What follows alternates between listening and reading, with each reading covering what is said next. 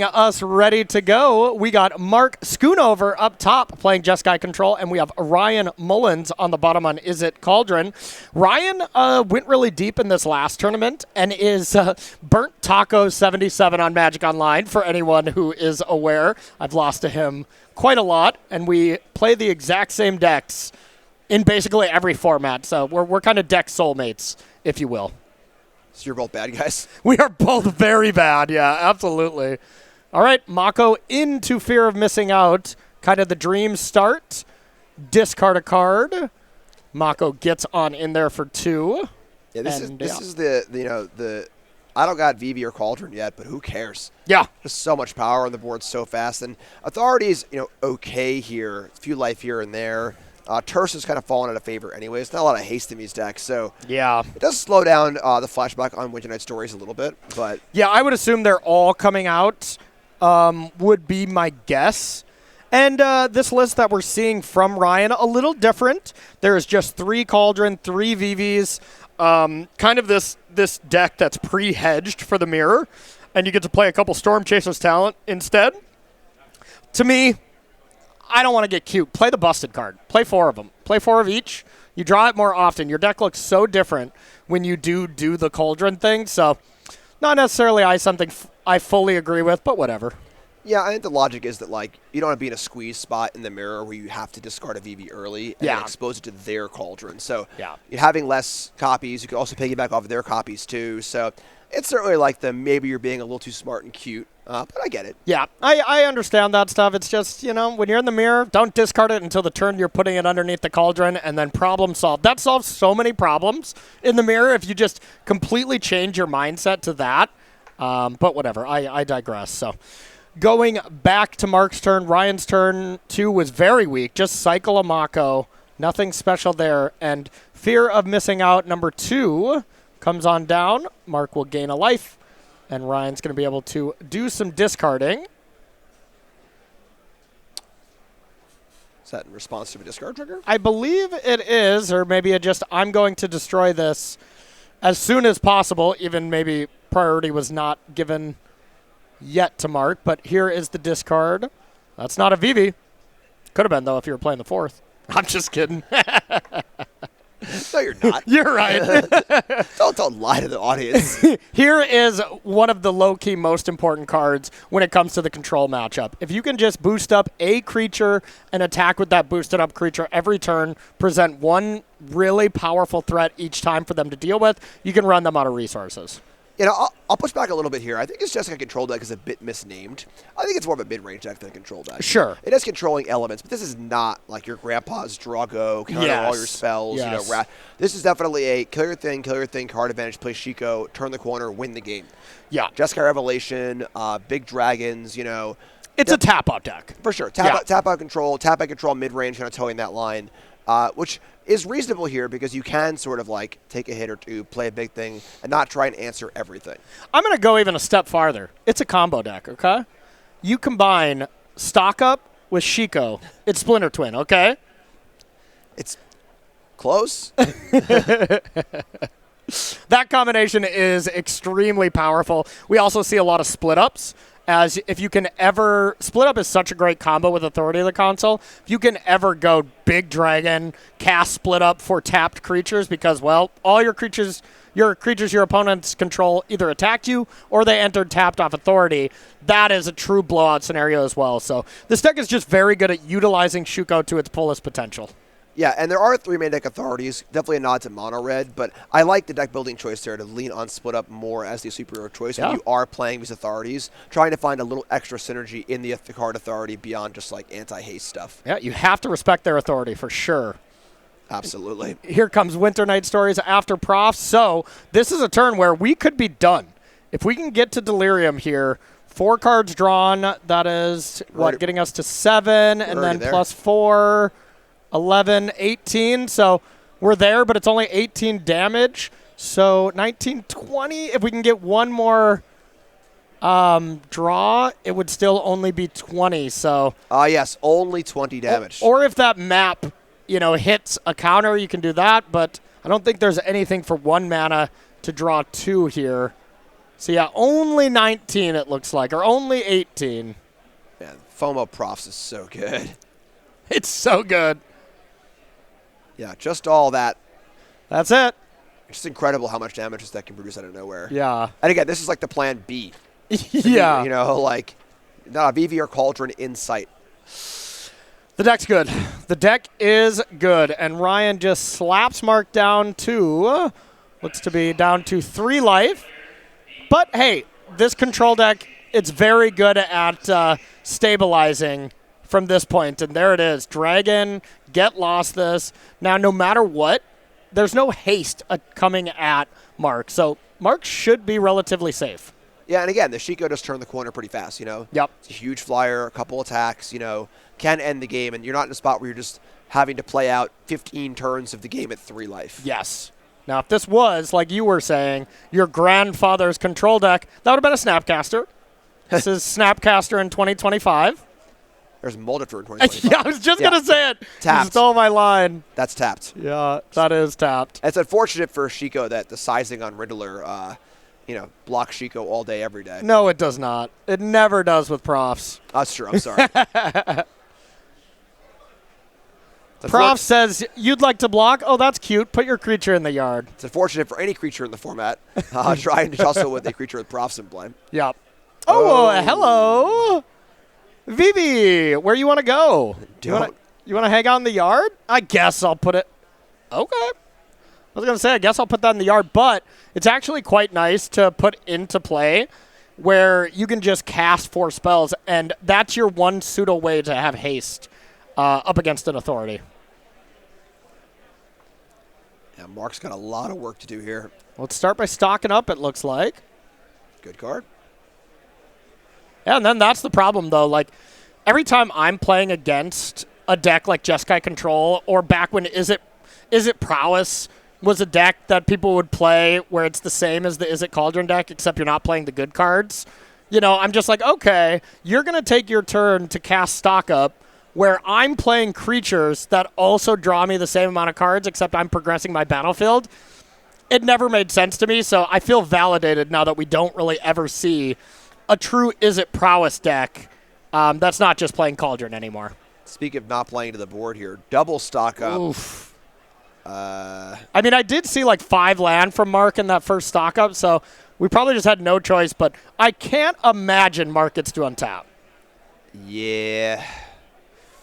Like, what are the odds Ryan has 1 bounce spell, VV plus a couple spells, you know, like, oh, what do you know? Unsummon for the win. Yeah, I mean, you just can't take 18 damage off 1 creature in 1 attack step. I mean, you can. It just happened. That's true. You should try not to do that. There we go. That's some expert analysis right there for sure. So, Jim, let's take a look at Mark's list here as far as the sideboard goes. We have 1 Biza, 2 Exercise, 2 High Noon. Whoa, partner. 2 Negates, 1 Obliterating Bolt, 2 Rest in Peace, 1 Scorching Dragonfire, 1 Ultima, and then 3 Voice of Victories. What do you like against the boogeyman of the format? See, it's tough having Rest in Peace in your board when the best card in your deck also uses the graveyard.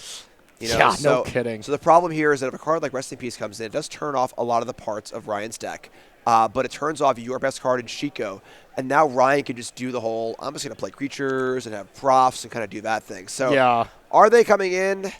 Probably. I don't know if they're going to be as effective as Mark would like them to be.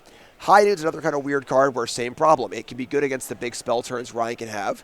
Also turns off Shiko. You know, so it's kind of tough. I hate having cards like that, too, that are like, they're a little bit nombos with your deck, but you kind of feel like you need them. Yeah. That just means that I probably, you know, if I'm looking at this abstractly, like, okay, maybe this isn't the card for this shell, and that might not be the case for this, but that's where my brain goes immediately. Yeah, for sure. You know, but I'm not sure. You know, those cards that you would think jump off the page against an Is It Graveyard deck, but I don't know.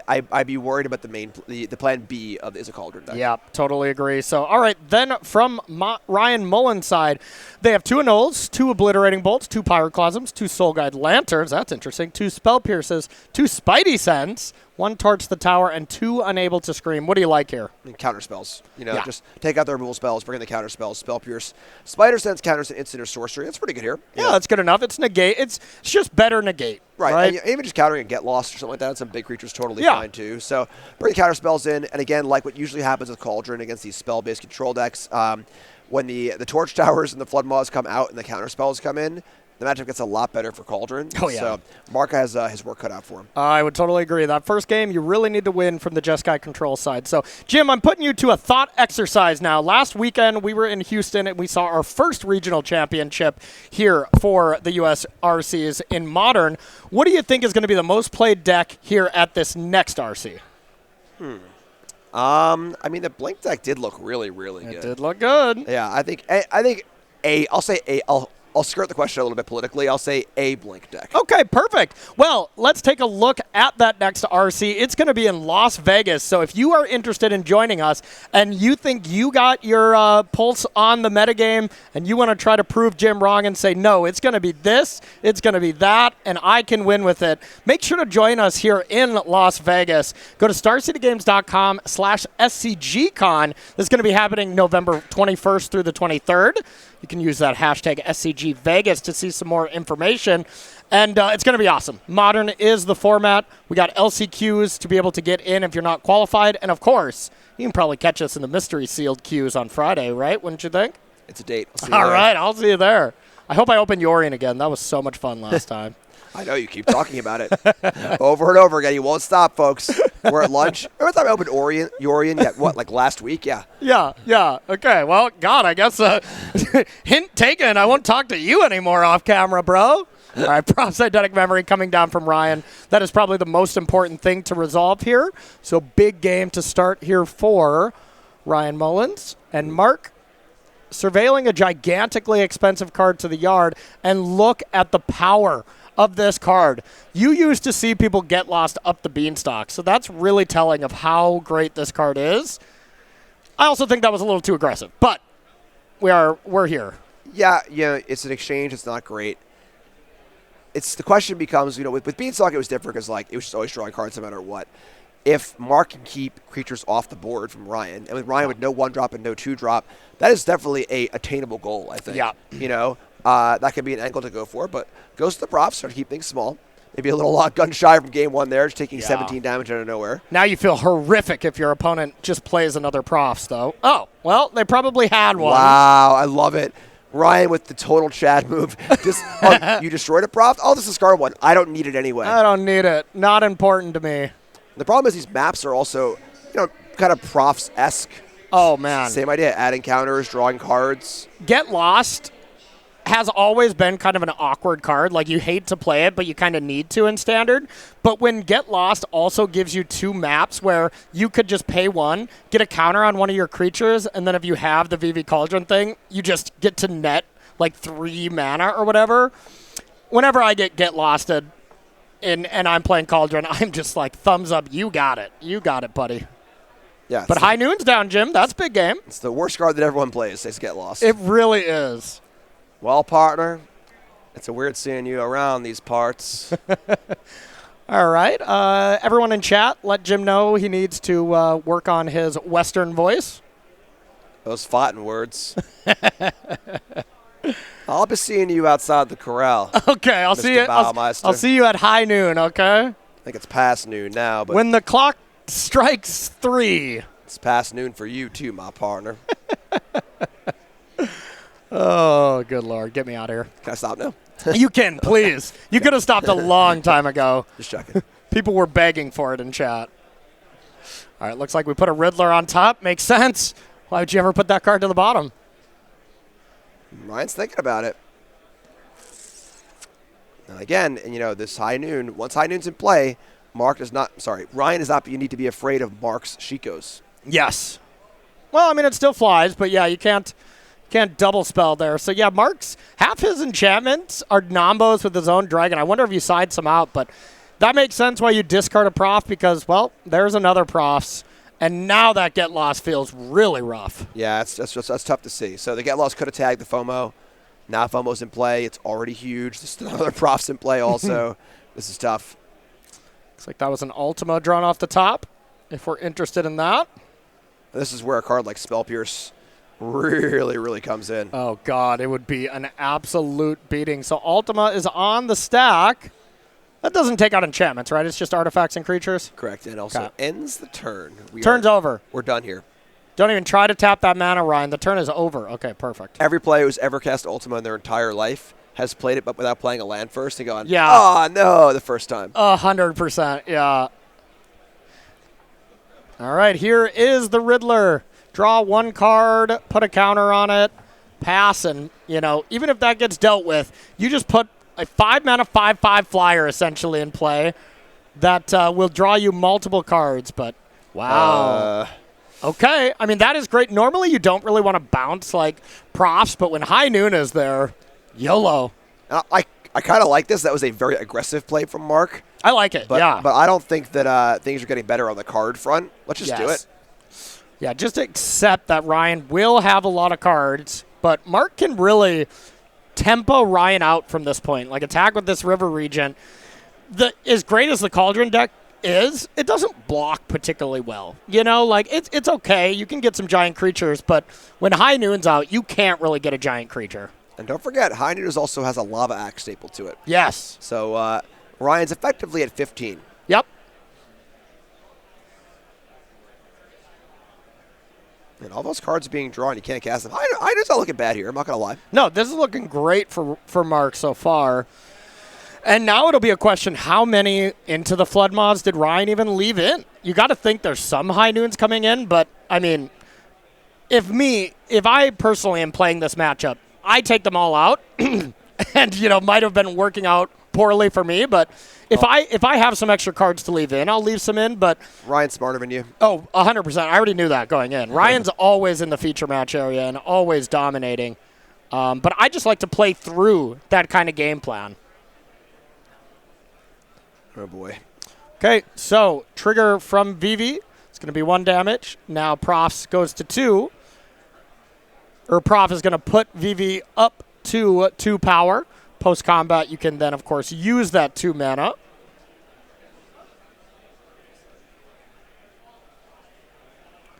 And Warp a Riddler. Why not?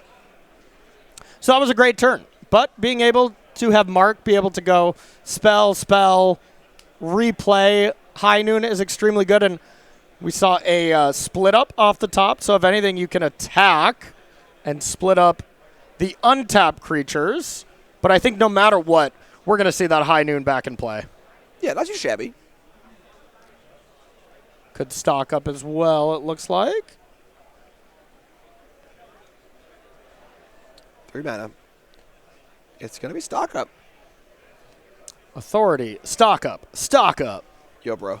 Couple lands. And oh my god, it's Lightning Helix. There's no extra land. I mean, could you possibly see, like, land just Helix, you play High Noon, say go? Yeah. Reasonable. Or just High Noon, say go, have Helix for your opponent's turn. Sure. That works, too. Nope. Authority time. Oh, no. Oh, no. I do not like this, Jim. You give your opponent, you put Vivi into the yard and give your opponent a turn where they can go buck wild without into the Flood Maw. I would much rather see a High Noon and play in a Vivi still on the battlefield, wouldn't you? Yeah, you got to lock things up with High Noon. Ryan's drawn so many cards over the last few turns. Yeah. And the one way to lock Ryan out of all those cards mattering is with High Noon in play. So this is a very, very risky spot for Ryan here. For Mark, sorry. Yeah. Well, let's see if it's there. And who knows? Maybe Ryan trimmed on some of these cauldrons. There's all kinds of debates. And that is the nice thing I like about this cauldron deck is, like, no one's truly agreed, hey, this is the best version, or, hey, post-board in the mirror, I take out this many VVs. Like, everything is kind of malleable and changing. So there's no clear plan of how to approach this deck yet. And we're at, maybe it's coupled to the last weekend here. So that leads me to just kind of like where the deck is at. You would. I know I'm not the popular opinion on that, but I truly do love this deck, and I love the play patterns. I think it's extremely complicated and extremely powerful. It reminds me of Teamer Breach, which also was beloved by everyone. Yeah, that's not a great selling point there. We're looking to pitch the deck to the audience. Whatever, Jim. Whatever, man. Whatever, Jim. You just don't like fun. Okay, we all know it. Fun is subjective, and you are wrong. Yeah, thank you. Now you get it. VV Part 2. Gain a life. Boom. Now go straight over there, and now we have 3 mana to play with post-combat. Cauldron would be the best thing to play right now. That's not it. Yeah, this turn would not be possible if High Noon was in play. Yeah. Seems rudimentary to say, but... Yeah, and instead, we would probably have Scholar put 2 counters on VV, attack for 4. Would have probably been the alternative. And, wow, discarding Quantum Riddler is a sign of strength. And remember that Quantum Riddler there off to the right, not in play. Kind of looks like it's attacking or just came into play, but that is in the warp zone. Just a heads up to anyone joining. I see Rest in Peace, High Noon, and I don't know what that altar is. Helix, maybe? No. I'm not sure. Either way, it looked cool, but I don't know what it is.